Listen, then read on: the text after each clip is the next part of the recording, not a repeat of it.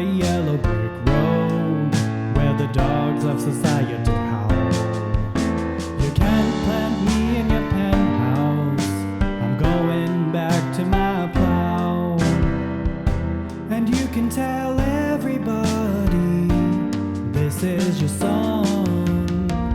It may be quite simple, but now that it's done, I hope you don't mind, I hope you don't mind that I put down in words how wonderful life is while you're in the world.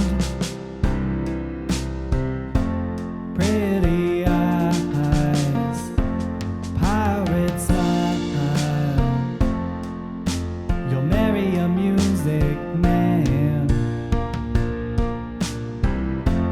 Daniel is traveling tonight on a plane. I can see the red tail lights heading for Spain. No end. I can see Daniel waving goodbye. God, it looks like Daniel must be the clouds in my eyes.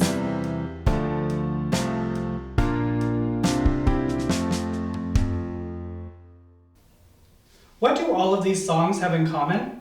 They were huge hits for legendary pop rock icon Elton John. Today we're making music as we delve into John's autobiography, and we're going to answer the question, what does music and essential oils have in common?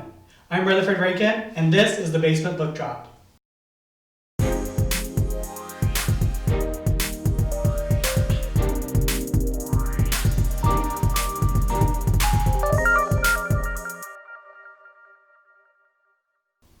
Today's book discussion is about me, but not me as in me as in the title of Elton John's autobiography. So the title of the book is really simple and straightforward, but once you read the book, you start to understand why Elton John chose something so simplistic to describe the contents behind the cover. So I knew of Elton John, and I actually fell in love with his music many years ago, but because I didn't necessarily grow up in the time that he was a big star in the 70s and 80s, I didn't know a lot about his personal life. Prominently, his struggles with drug and alcohol addiction, his really poor self-image and self-esteem, and his strained relationships with his family and his romantic partners. Although I learned a lot more about Elton John's personal life a few months ago when I watched the movie Rocket Man, after reading this book, I actually don't feel like that movie really did his story justice, mainly because it didn't go as in-depth and go behind the reasonings why some things happened in his life and why he acted the way he did. And it was also really fictionally dramatized, I felt. And so reading this book was a lot different experience because I got to hear in his own words what was behind a lot of these stories. So I feel like the book really helped clear a lot of that up.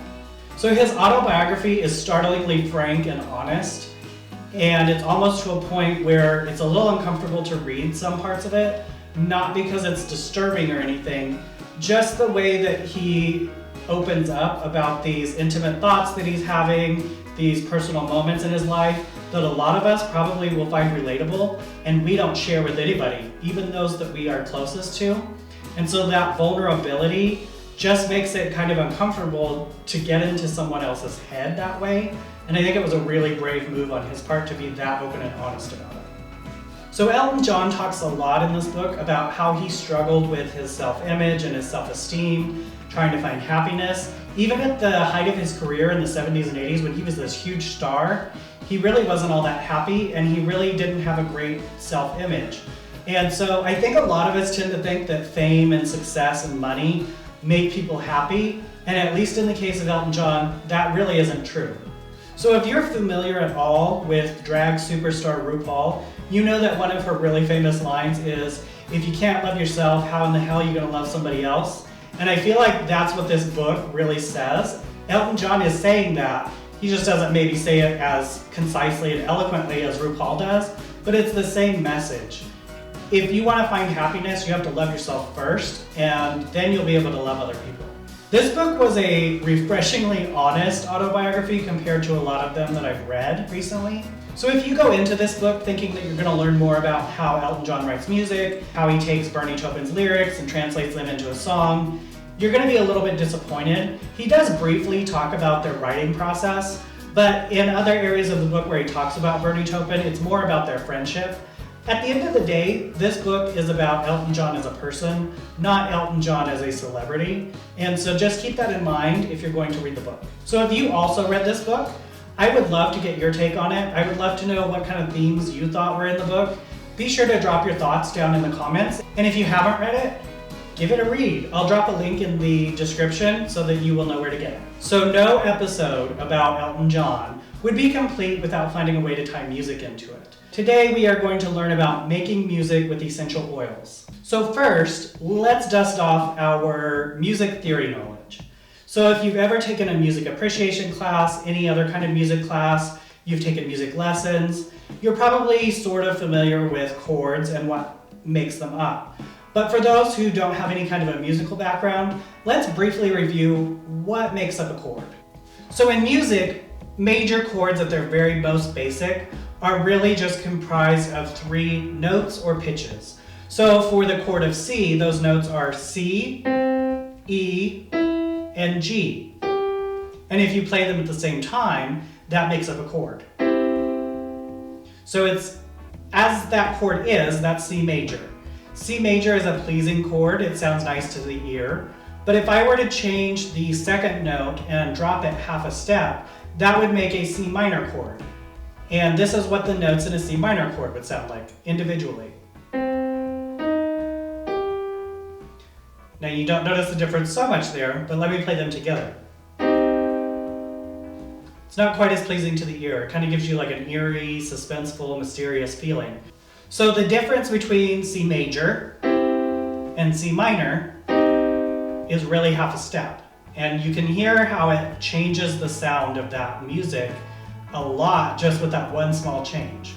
Now you're probably wondering what chords and music have to do with essential oils. Well, essential oils also have notes. They have low, middle, and high notes. So whereas in music, you have to find the right combination of notes in a chord to convey the feeling that you want, with essential oils, you want to find the right notes that are going to work together to give you the scent that you want or the feeling that you're wanting to convey with that oil blend. So in the same way that if you take a note out of a chord, it doesn't sound quite finished. For example, let me play C again, but I'm going to take one of the notes out.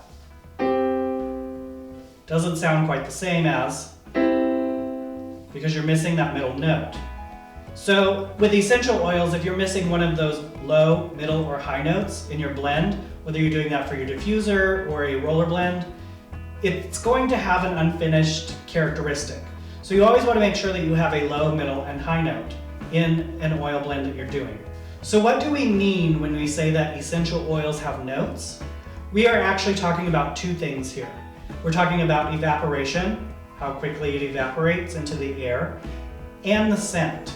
Earthy, is it herbaceous, is it floral? So those are the 2 things that we're talking about when we talk about notes in essential oils. Essential oils that are considered high notes, they actually have very small and very light molecules.